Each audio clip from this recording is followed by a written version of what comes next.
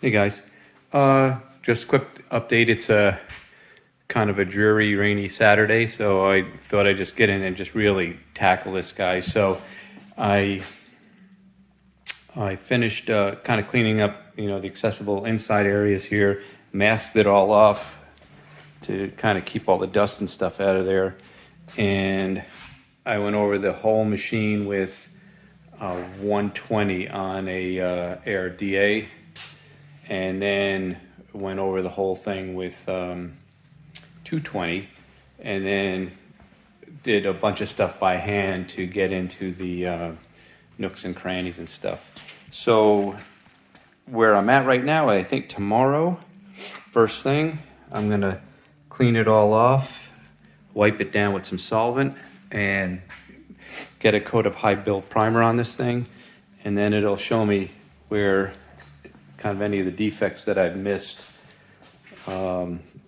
Because I mean, if you look here, these are all really tool drops, I guess, over the years. That just banged on, chipped the paint off, got through whatever filler Monarch put on, which actually was pretty rugged stuff. So I just spot filled all that, sanded all down, and it's gonna be pretty nice. I think it's gonna come out great. I got everything ready to go. So I'm gonna film that tomorrow when I do the painting. It's kind of cool. I just have to keep my camera out of the little paint booth here because that two-part primer hangs in the air for a long time. It stays really, really sticky. So I don't want to get camera ruined. So we'll see you when I get ready to paint. Okay, so as I mentioned before, today I'm going to get some primer on that 10EE. So I have a little left of this is PPG NCP 271. It's a corrosion resistant high build primer, sandable. I use that on the street rods and stuff I build. It's super good stuff, but it's ridiculously expensive. So I'm going to put the first coat on this thing with this stuff, and then I'm going to switch over to Omni High Build. It's a 2K primer. So it's just a little less expensive. I have some experience with it, not a lot, but I think that it's just not as corrosion resistant as this stuff is. So this is really good. So because it's high solids, there's a lot of junk in the, not junk, there's a lot of solids in the bottom of the so you really have to get it mixed up good. This is where one of those shakers comes in handy. I actually did have one of those Harbor Freight shakers. Top came off of the paint because the clamp thing sucked, and well, can't see it here, but there's paint everywhere. So what I'm going to do, this is a 3-to-1 mix with the hardener or catalyst. So I'm going to do a 3-to-1. I'm going to see what I have. I'm just going to go ahead and use everything that I've got. So let's see what I got here. So I'm just looking at the 3-to-1. This is one of those auto paint mix cups. So when you have a 3-to-1, you just go to the 3-to-1 column on this mixing cup, and then I just know where the 3 is, so I can add the appropriate amount of hardener. Now, because I'm at the bottom of the can, this is really thick. I've had this for a while, probably 4 or 5 months. Once the can has been opened, it doesn't really have great shelf life. So let's see, we are on 3-to-1. We're in between, so here's the first one. We're about halfway up, so I'm gonna add enough hardener to get us up over the same point on the next one, if that makes sense. So if I was right at this one, I would go to that one, but I'm halfway up. So I'm gonna go to this one and then go halfway up. All right, a little bit more. Okay, and then I'm gonna put a little reducer in this as well because this is gonna be too thick to spray.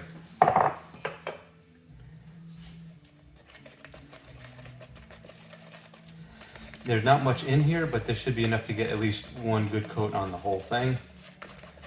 and give it a good base for where this Omni stuff right here, I'm really using it more as a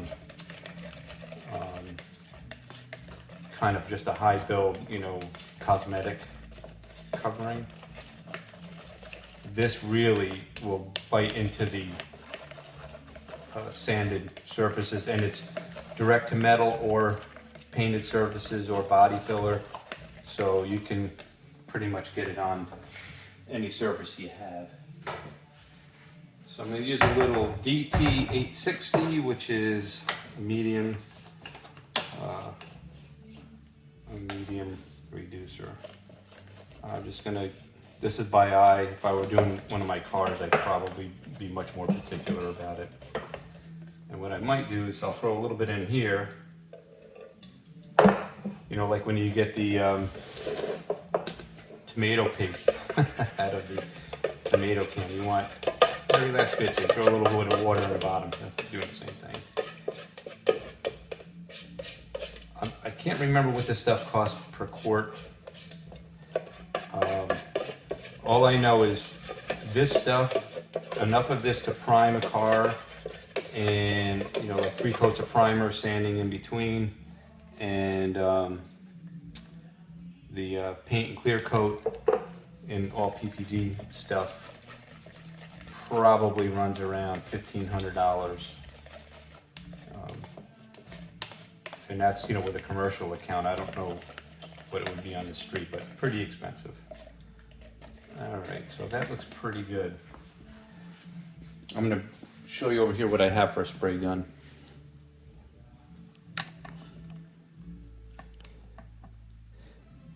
All right, guys, I don't have the best camera setup, so bear with it. So this is a DeVilbiss detail gun.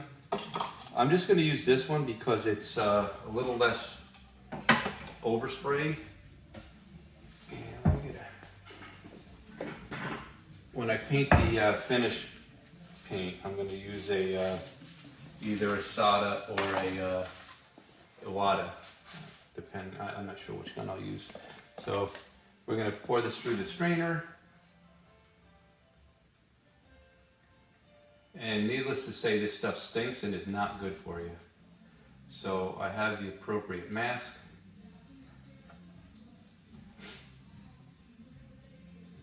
All right.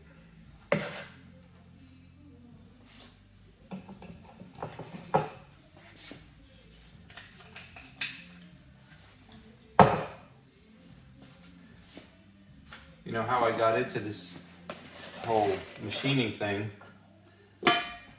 I was really watching, you know, the typical cast of characters on YouTube, you know, like Paizinski and A-Bomb, and this guy that I just found recently, James, he's on Cloud 42.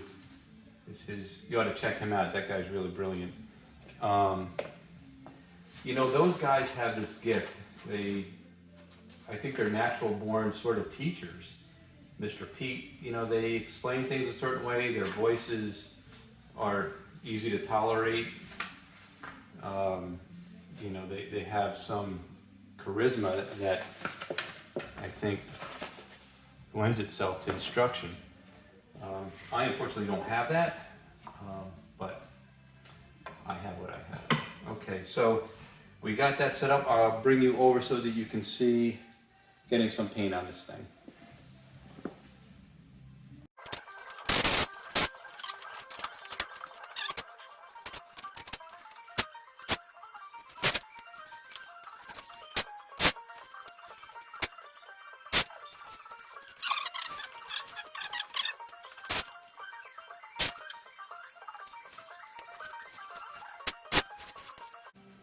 Okay, try it again.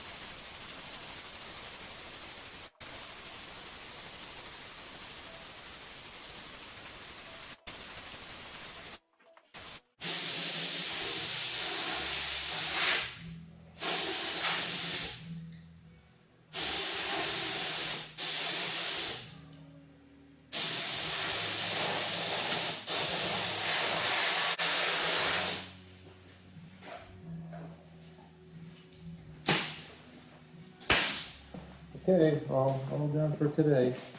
Let it dry overnight. Okay, I didn't know if you could hear what I was saying, but basically, I had to use that little detail gun because it's too cold outside. I can't open up my ventilation system without cooling the whole shop down, and that would be less than perfect for this kind of paint. So hopefully in the next couple days it's going to warm up a little bit and I can paint it with a larger gun. It'll take me a quarter of the time. So it looks pretty good. I got lots of little divots like that. You'll see right there. I don't know if you guys can see that. You know, I think, I just couldn't see them before, but now you can see them. So I'll go through and, sort of spot, fill all those little defects. But overall, it looks pretty good. The room still smells pretty nasty, so I'm gonna get out of here, let this thing flash off all its solvent and do a more thorough inspection and then see where I gotta touch stuff up and get the second round of primer. I'll probably do 3 or 4 coats of primer, sanding in between each one, and then get the final color on there.